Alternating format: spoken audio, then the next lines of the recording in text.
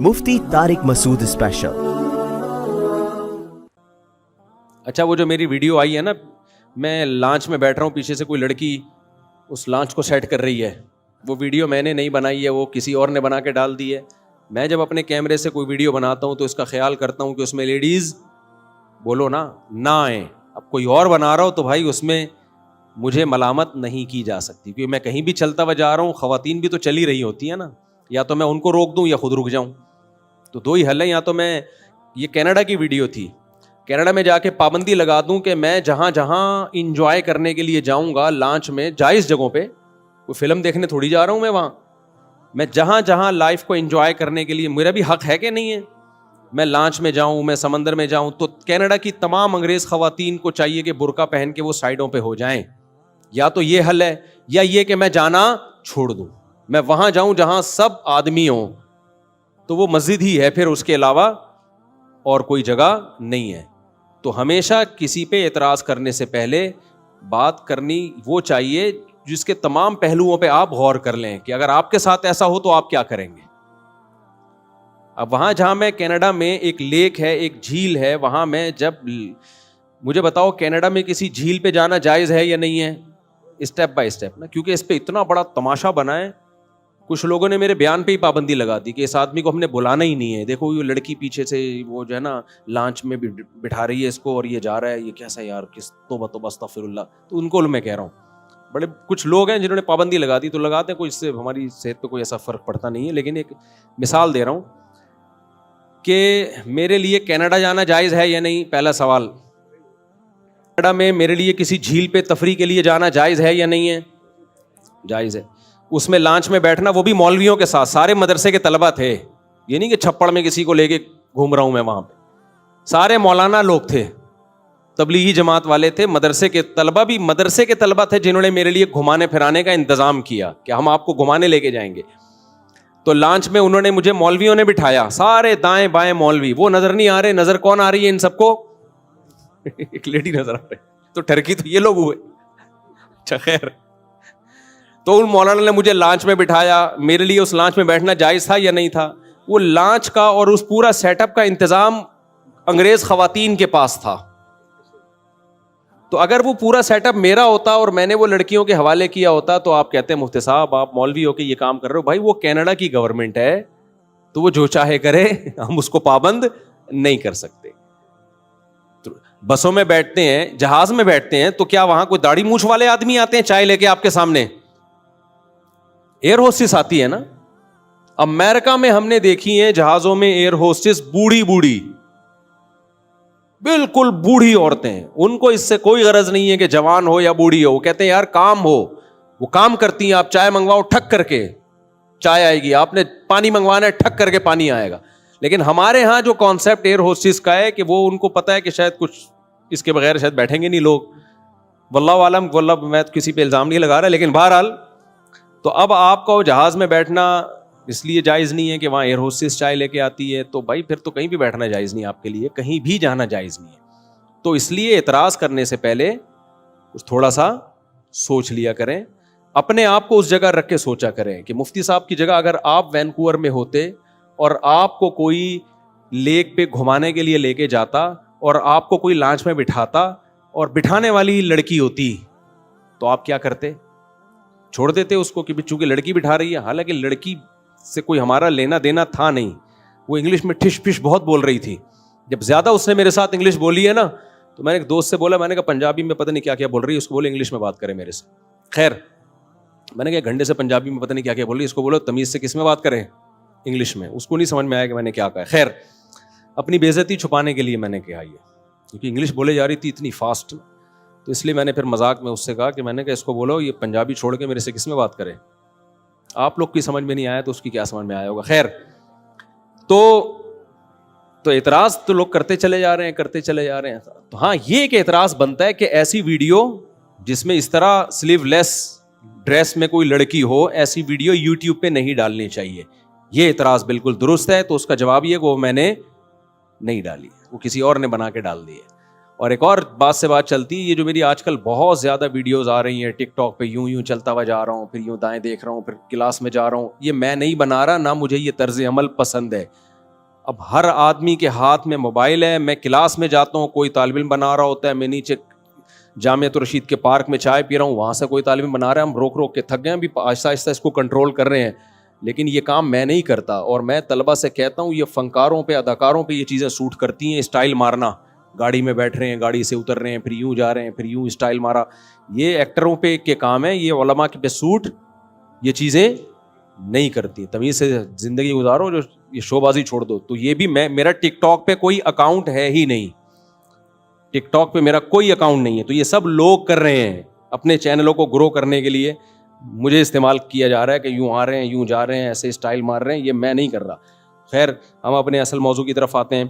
صحابہ کرام نے نبی صلی اللہ علیہ وسلم سے پوچھا کہ اللہ تعالیٰ کہتے ہیں کہ جس نے نیک اعمال کیے اور ولم یلبسوا ایمانہم بظلم, اپنے ایمان کے ساتھ ذرا بھی ظلم نہیں کیا, وہ جنت میں جائے گا, جہنم سے وہ بچے گا. تو یا رسول اللہ, ہم تو نیک اعمال کرتے ہیں مگر ذرا بھی ظلم نہ کیا ہو, ایسا تو نہیں ہوتا؟ کہیں نہ کہیں پوری زندگی میں تھوڑا بہت ظلم تو انسان سے ہو جاتا ہے نا. کیا خیال ہے بھائی؟ تھوڑا بہت ظلم زیادتی تو ہو جاتی ہے. تو نبی نے فرمایا یہاں ظلم کا مطلب شرک ہے. تم دیکھتے نہیں قرآن میں آتا ہے ان الشرک لظلم عظیم, شرک بہت بڑا ظلم ہے. تو یہاں ظلم کا وہ مطلب نہیں جو عام مطلب ہے, بلکہ یہاں ظلم کا مطلب کیا ہے؟ شرک. کہ جو ایمان لایا, نیک اعمال کی اور ذرا بھی شرک نہیں کیا, کیونکہ ذرا سا بھی شرک کر لیا تو سب برباد, ساری نیکیاں کیا ہو جائیں گی؟ برباد. تو اس سے پتہ چلتا ہے بھائی کہ قرآن کی میں ہی ایک لفظ مختلف جگہوں پر مختلف معنی میں استعمال ہو رہا ہے. تو ہمیں پتہ کیسے چلے گا کہ کون سا لفظ کس معنی میں ہے؟ بھائی جو بول رہا ہے نا, اس سے پوچھو کہ آپ کی نظر میں اس لفظ کا مطلب اس وقت کیا ہے. سمجھتے ہو کہ نہیں سمجھتے؟ تو ہم شریعت سے پوچھتے ہیں. اتنی لمبی چوڑی تقریر جو میں نے کی نا آپ کو یہ سمجھانے کے لیے کہ جب شریعت کہتی ہے دنیا سے محبت نہ کرو, تو محبت کا وہ مطلب نہیں ہوتا جو فوراً ہمارے ذہن میں آ رہا ہے. ہمارے ذہن میں فوراً یہ آتا ہے کہ کینیڈا جانا چھوڑ دو, وہاں لانچوں میں گھومنا چھوڑ دو, نیاگرا فال بولو مت جاؤ, شادیاں مادیاں بہت دن ہو گئے میرے بھائی مت کرو, صحیح ہے نا, بیوی بچوں سے محبت مت کرو. یہ مطلب آتا ہے نا. دنیا میں تو سب چیزیں داخل ہیں. گاڑیوں سے محبت مت کرو, پراٹھوں سے محبت, جملہ آپ لوگ کمپلیٹ کرو میرے بھائی, پراٹھوں سے محبت مت کرو, ناشتے میں انڈے مت کھاؤ, نہاری وہاری مغز نہاری سب چھوڑ دو. یہی مطلب پادریوں نے لیا تھا جس سے بیڑا غرق ہو گیا عیسائیت کا. سمجھتے ہو؟ انہوں نے کہا جب تورات انجیل کہتی ہے دنیا سے محبت مت کرو, دنیا سے بے رغبتی, تو اب ہم کیا کریں گے؟ سب چھوڑ چھاڑ کے جنگلوں میں نکلیں گے, اللہ اللہ کریں گے, اور بس ان کی جو عورتیں ہوتی ہیں جن کو نن کہا جاتا ہے, انہوں نے کہا ہم سب چھوڑ چھاڑ کر چرچ کی خدمت کے لیے اپنے آپ کو وقف, نہ شادی بیاہ نہ بچے, بس اللہ اللہ. پادریوں نے کیا کہا؟ بس ہر وقت کیا ہوگا؟ اللہ اللہ. وہ ہوا تو نہیں بیچاروں سے اللہ اللہ, بہت سارے کچھ اخلاقی برائیوں میں لگ گئے, کچھ بچے بھی رہے, لیکن یہ گڑی بھی. وَرَهْبَانِيَّةً ابْتَدَعُوهَا, قرآن کہتا ہے یہ انہوں نے خود سے گڑی ایک چیز جس کا اللہ نے ان سے مطالبہ نہیں کیا. اب جب آپ پادریوں سے پوچھتے ہو کہ بھائی قرآن کہہ رہا ہے کہ اللہ نے تم سے تورات اور انجیل میں اس کا مطالبہ نہیں کیا کہ تم دنیا کو لات مار دو, تو تم نے یہ کام کیوں کیا؟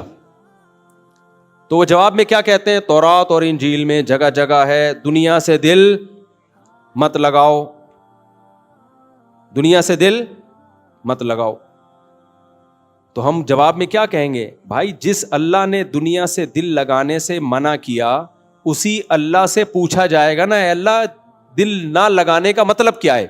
جو حکیم آپ کو کہہ رہا ہے کہ ٹھنڈی چیزیں کھاؤ گرم چیزیں نہ کھاؤ, اس حکیم سے پوچھو گے نا گرم سے کیا مراد ہے؟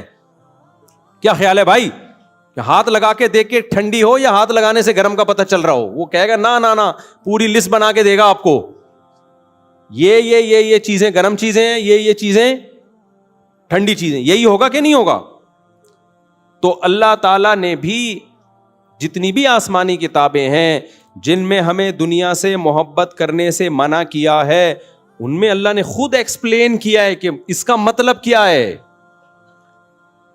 پہلی بات, قرآن سے ہمیں پتہ چلتا ہے کہ پیغمبروں سے کبھی گناہ نہیں ہو سکتا.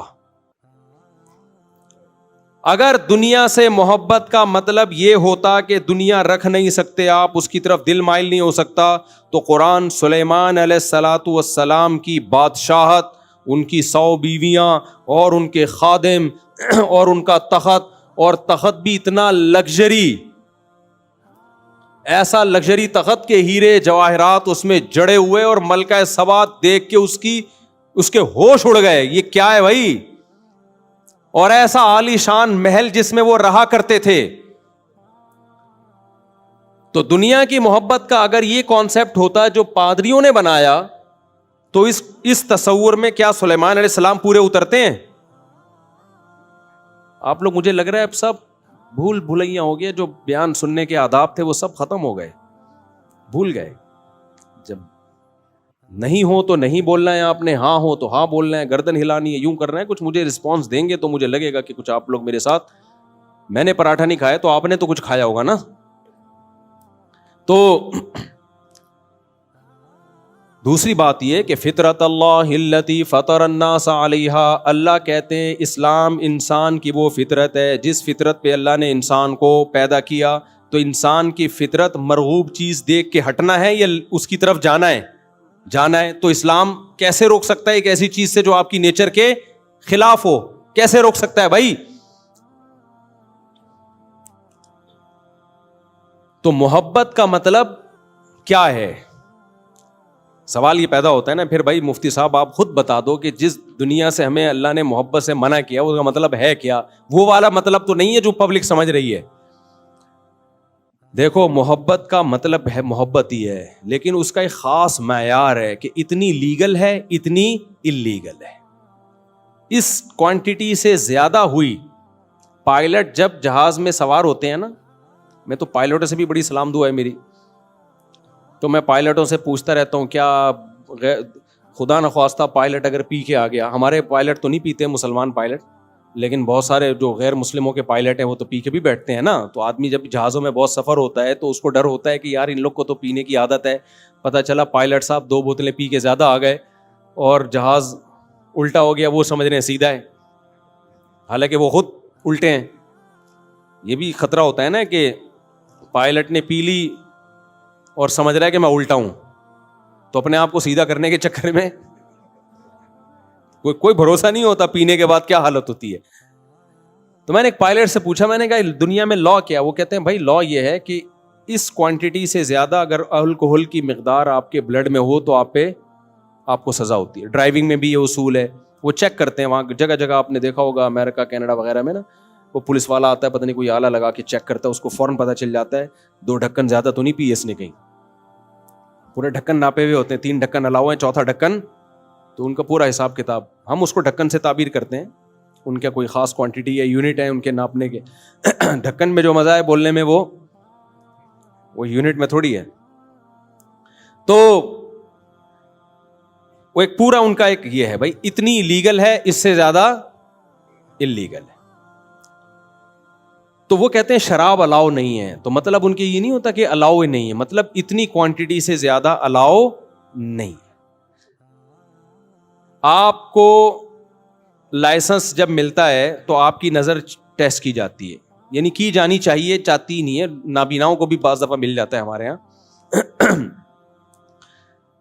تو اس میں یہ ہے کہ بھائی اس حد تک تو برداشت کر لیں گے, چشمے سے ریکوری ہو جائے گی, ایک لمٹ ہے, اس سے زیادہ اگر نظر خراب ہے, 2 کے 4 نظر آ رہے ہیں آپ کو, سگنل لے کے آپ سمجھ رہے ہو کتنے پولیس والے کھڑے ہوئے آگے, 4 یا تو مسائل ہوں گے نا. آپ سمجھ رہے ہو کہ یہ والا اصل ہے, اس کو بچانا ہے, حالانکہ وہ آپ کو نظر آ رہا ہے. یعنی آپ نے جس کو جھوٹی موٹی کا سمجھ کے اس کو ٹکر مار دی, آپ کا خیال تھا یہ تو مجھے نظر آ رہا ہے, اصل میں وہ والا ہے جس کو بچانا ہے میں نے, حالانکہ اصل یہ تھا, وہاں سے گزار دیتے آپ گاڑی. بہت ساری پرابلم ہو سکتی ہے نا. تو اس لیے گورنمنٹ نے ایک لا بنایا ہے بھائی اس حد تک تو ٹھیک ہے, اس سے زیادہ نظر خراب ہوگی, لائسنس نہیں ملے گا آپ کو. تو ہر چیز میں شوگر ہے, بلڈ پریشر ہے, ہر چیز میں ایک معیار ہے اور ہر ادارے کا الگ معیار ہے. فوج کا معیار ذرا زیادہ اونچا ہوتا ہے, پھر اس کے بعد پولیس کا معیار ہے وہ تھوڑا سا کم، رینجرز کا اس سے کم، پولیس کا اس سے کم، ایسے ایسے یہ سیٹ اپ چلتا ہے. تو میرے بھائی جب اللہ میاں ہم سے کہتے ہیں کہ دنیا سے دل نہ لگاؤ، تو دل لگانے کا بھی اللہ کے ہاں ایک معیار ہے. ایک حد تک دل لگانا یہ نہ صرف جائز بلکہ زندگی گزارنے کے لیے ضروری، لیکن اس کی ترغیب دینے کی اس لیے ضرورت نہیں ہے کہ وہ خود بخود لگے گا. کبھی آپ نے کسی کو بھوک لگ رہی ہو، آپ اس کو روٹی کے فضائل نہیں سناتے کہ دیکھ جب شدید بھوک لگ رہی ہو تو روٹی کھا لینی چاہیے، وہ کہے گا آپ کے مشورے کے بغیر بھی میں یہ کام کر لوں گا، آپ کو فنٹر بننے کی ضرورت نہیں ہے، میرا دل چاہ رہا ہے. تو اس لیے شریعت میں دنیا سے دل لگانے کے فضائل کہیں بھی نہیں ہے، کیونکہ وہ تو خود بخود لگتا ہے، نیچرل ہے. پابندیاں لگائی ہیں کہ بھائی یہاں تک لیگل ہے، لیکن یہ ضرور بتا دیا کہ جتنا لیگل ہے اس کو انلیگل سمجھنا حرام ہے. جتنا لیگل دل لگانا ہے نا اتنا کیا ہے، لیگل ہے. اس پہ اگر کوئی پابندیاں لگاتا ہے تو وہ اللہ کی حدود کو کراس کرنے والا ہے. تبھی اسلام نے جس اہتمام سے قرآن نے ہمیں یہ بتایا کہ اللہ کے حرام کو حلال نہیں کر سکتے، اتنے ہی اہتمام سے اللہ نے یہ بھی بتایا کہ اللہ کے حلال کو حرام بھی نہیں کر سکتے. پابندی ہے. لوگ ہم سے آگے پوچھ رہے ہوتے ہیں نا، امام ابو حنیفہ رحمہ اللہ تعالی سے ایک مسئلہ پوچھا گیا، اس وقت کے فقہا کا اس میں اختلاف تھا. امام ابو حنیفہ کے نزدیک وہ جائز تھا. مسئلہ کیا تھا وہ میں بیان کروں گا تو یوٹیوب پہ ایک نئی جنگ چھڑ جائے گی نا، اس لیے میں اصل مدعا کو بیان کرتا ہوں جو اس مسئلے سے سبق دینا مقصد ہے. وہ ہے امام حنیفہ کے نزدیک جائز تھا، باقی فقہا کیا کہتے تھے اس کو ناجائز.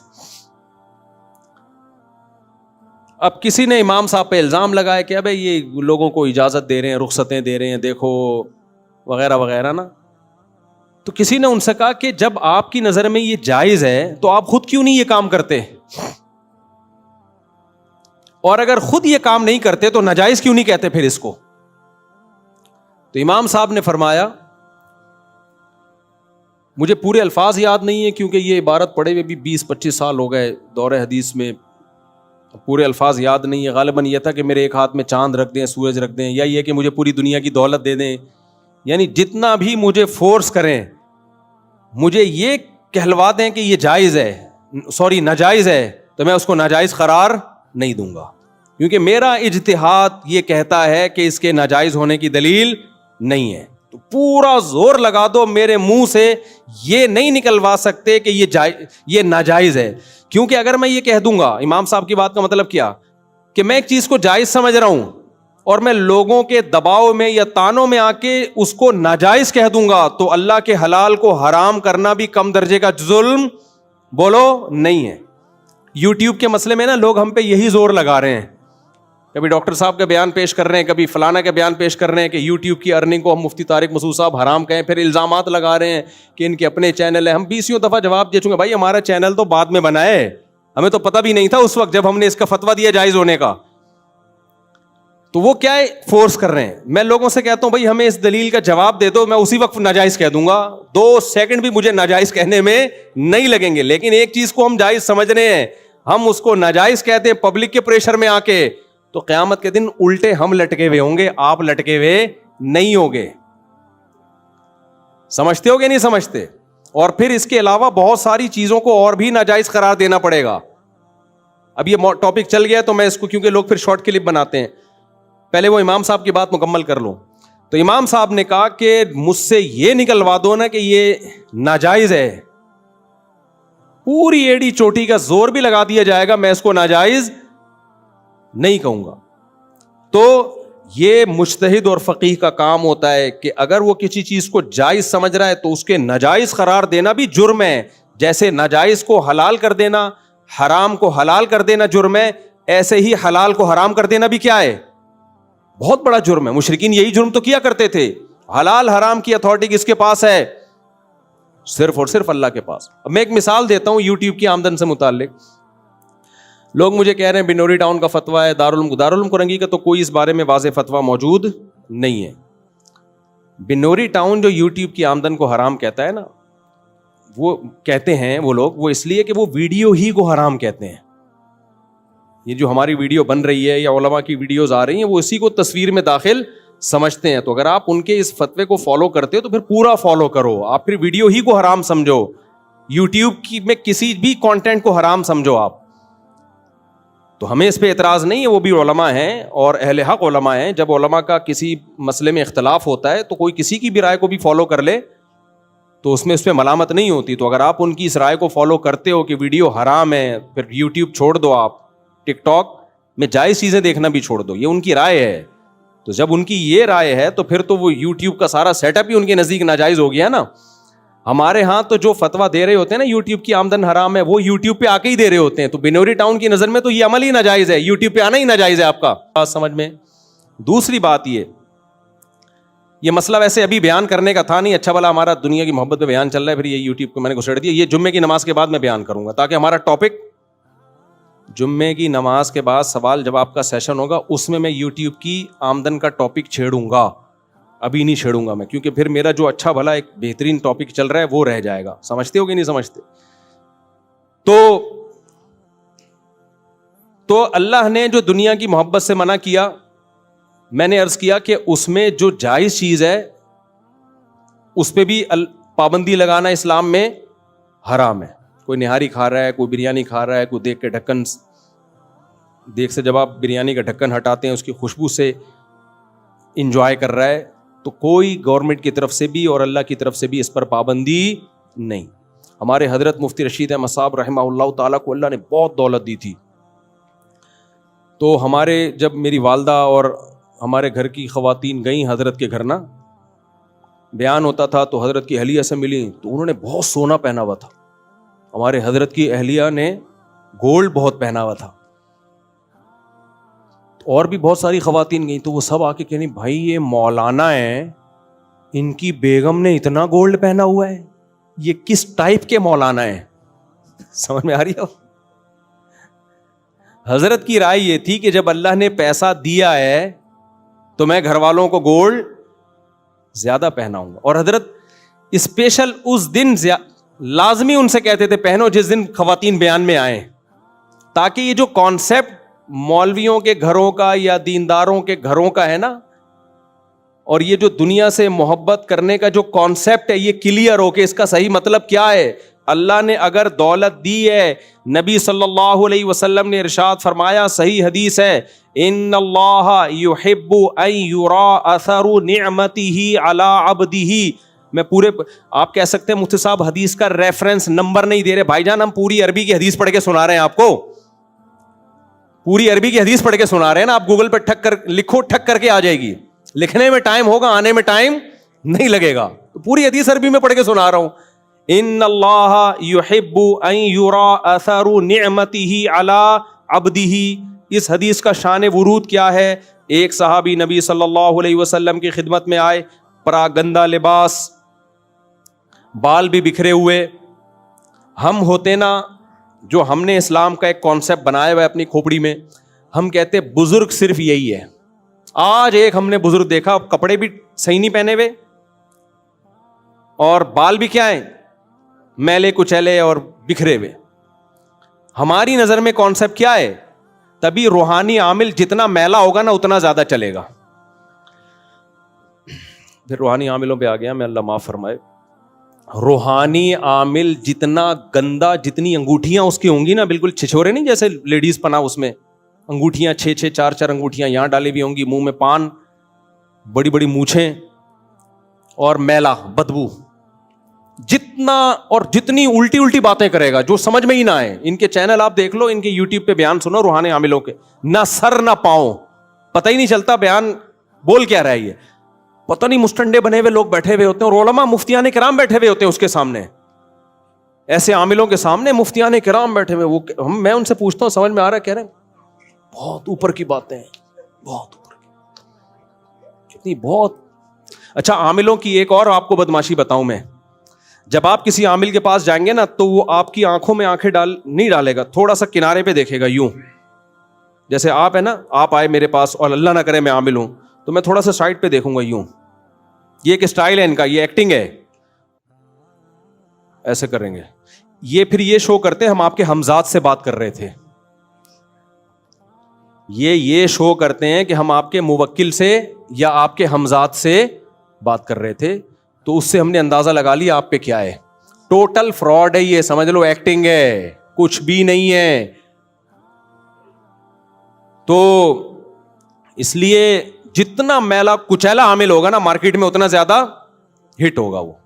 خیر, اور جتنی لمبی لمبی پھینکے گا ہمزاد موکل, کہہ رہے ایک آپ ہو ایک آپ کا ہمزاد ہے. بھائی جب کوئی ایسی بات کر آپ بولو ٹوٹل میں یہی ہوں جتنا ہوں نا, کوئی ہمزاد میرے ساتھ نہیں ہے, کوئی موکل میرے ساتھ نہیں ہے, میں ٹوٹل جو ہوں پیدا اکیلا ہی ہوا تھا اور ٹوٹل اتنا ہی ہوں میں. باقی وہ جو حدیث میں آتا ہے ہر انسان کے ساتھ ایک جن ہے ایک فرشتہ ہے, وہ یہ ہمزاد نہیں ہوتے. وہ جن انسان کو شیطان ہے جس کو جن سے تعبیر کیا ہے, وہ برائیوں کی ترغیب دیتا ہے اور فرشتہ دل میں نیکی کے خیالات ڈالتا ہے. اس کا عاملوں سے کوئی تعلق نہیں ہے, اور عاملوں کو وہ فرشتے اور جنات لفٹ بھی نہیں کراتے. وہ تو اللہ نے ہر ایک کے ساتھ رکھا ہوا ہے. وہ تو برائیوں کی ترغیب دے گا, فرشتہ نیکیوں کی ترغیب دے گا, وہ دل پہ اثر ڈالتے ہیں اس کا. باقی ہم ٹوٹل یہی ہیں, ٹھیک ہے نا, ہمارے ساتھ الگ سے مزید کوئی چیز نہیں ہے. ہاں جب شادی ہوتی ہے تو ایک چیز لگ جاتی ہے آپ کے ساتھ جس کو بیگم کہا جاتا ہے, وہ پھر پوری زندگی کے لیے آپ کے ساتھ ہمیشہ کے لیے لگ گئی. تبھی میں کہتا ہوں کہ باہر جب جو لوگ جاب کے لیے جاتے ہیں بیگم کو ساتھ لے کے جایا کرو. وجہ اس کی یہ کہ اللہ نے کہا وصاحبتہ وبنیہ, اللہ نے بیوی کو صاحبہ کہا ہے, ساتھ رہنے والی. ماں کو بھی صاحبہ نہیں کہا, باپ کو بھی صاحبہ نہیں کہا, بھائی کو بھی, بہن کو بھی, اولاد کو بھی نہیں. بیوی کو کیا کہا؟ صاحبہ. اس کا مطلب یہ پھلترو کی طرح ہمیشہ کے لیے چپک گئی ہے.